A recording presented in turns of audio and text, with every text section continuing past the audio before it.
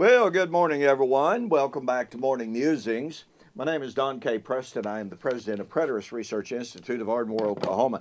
I'm sitting here looking at some material that I'll be looking at over the coming weeks as I continue my review and response to Joel Richardson's book, Mystery Babylon, Unlocking the Bible's Greatest Prophetic Mystery. You don't want to miss tomorrow's video, in which I'll be continuing with that review. That'll be video number 3. In the meantime, today we are continuing to look at the motif of, dadgummit, Preston.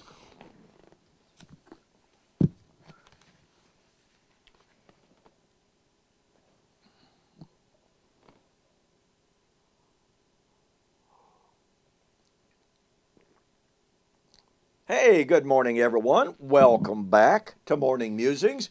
My name is Don K. Preston. I am the president of Preterist Research Institute of Ardmore, Oklahoma. Sitting here just looking again at Joel Richardson's book, Mystery Babylon, Unlocking the Bible's Greatest Prophetic Mystery. Don't forget, tomorrow I will have video number 3 as I continue my review and response to Mr. Richardson's book, in which he attempts to identify Babylon of Revelation as the Islamic nation, and Mecca, the capital of the Islamic nation, as Babylon. I believe that's completely untenable. It's anachronistic, and it's a massive and major violation of the text of the book of Revelation. And I mean no disrespect to Mr. Richardson whatsoever. He's a good writer, an entertaining writer, but the book of Revelation and his book stand at odds with one another. Well, we are continuing our study of the concept of the Messianic Woes, the end-time, last-day suffering that would lead into directly the kingdom, the coming of the Lord, judgment, and resurrection. This motif is found throughout the entirety of the Old Testament. It's found in the entirety of the New Testament. Now, what that means is that since Paul in Romans chapter 8 directly appealed to that motif, I reckon that the sufferings of this present time are not worthy to be compared with the glory that is about to be revealed in us. The whole creation groans in labor pains until now, eagerly awaiting the manifestation of the sons of God. This is the labor pains of Messiah. This is the end-time suffering. And what I've been sharing with you over the last few videos is this motif as it is found in the Old Testament prophecies of the kingdom, the judgment, the coming of the Lord, and the resurrection.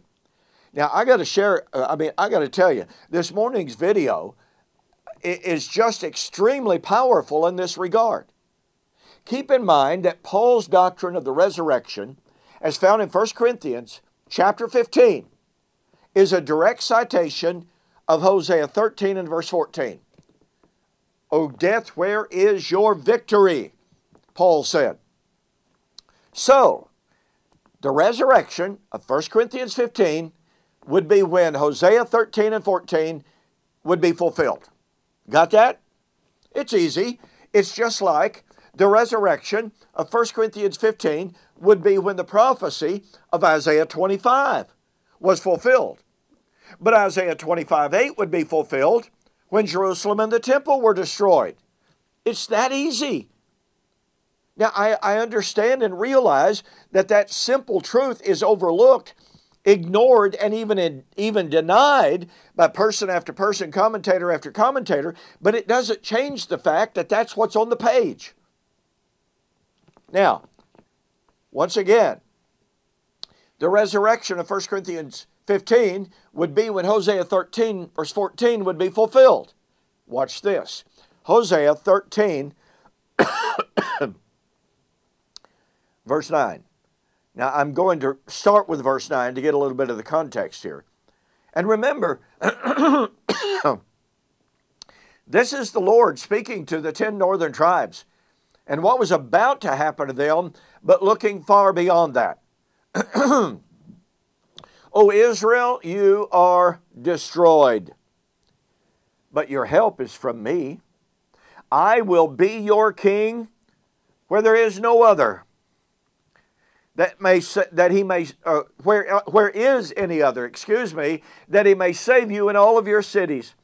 And your judges, to whom you said, give me a king and a prince.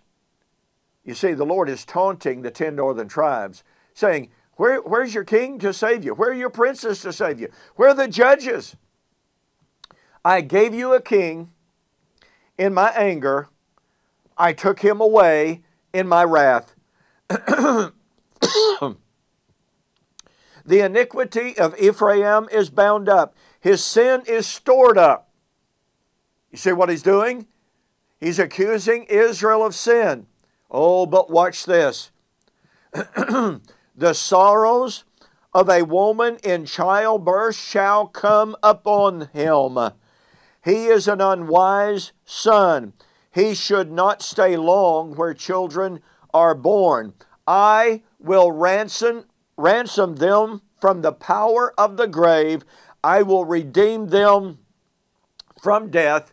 O death, I will be your plagues. O grave, I will be your destruction. Do you see that? I'm going to destroy Israel. Israel is going to be in labor pains, but I am going to destroy death. I am going to deliver her from death.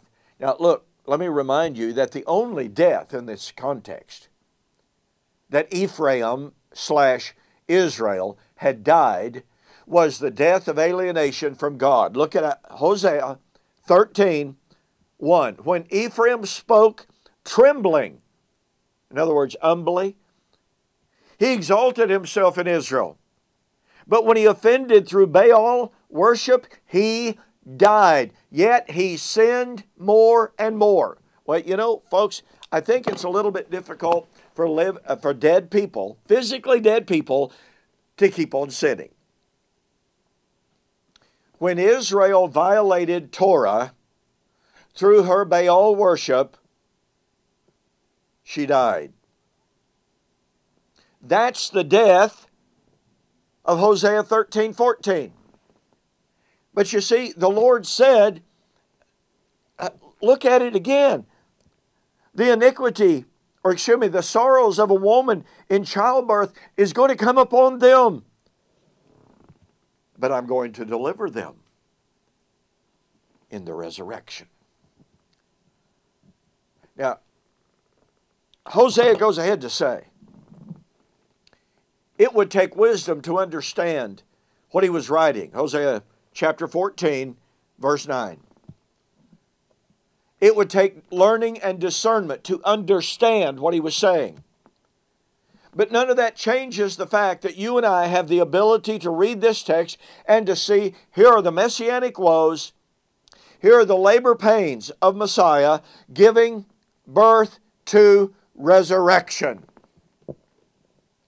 As you and I are going to see in the ensuing videos on this doctrine of the birth pangs of Messiah, Jesus emphatically and specifically posited those birth pangs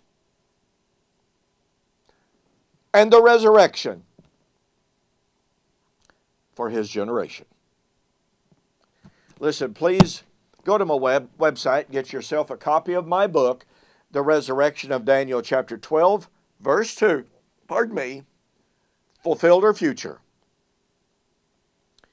You will find an extensive discussion of all of the passages that I've been sharing with you and how they categorically link the Great Tribulation with the resurrection. And they also posit the birth pangs of Messiah and the resurrection at the time of the judgment of Israel. Order the book, and I'll pay your shipping. Hey, listen, don't forget, in the morning, I'll continue my examination of Mystery Babylon by Joel Richardson. In the meantime, thank you so much for joining me for this morning's Morning Musings. We will see you on the flip side.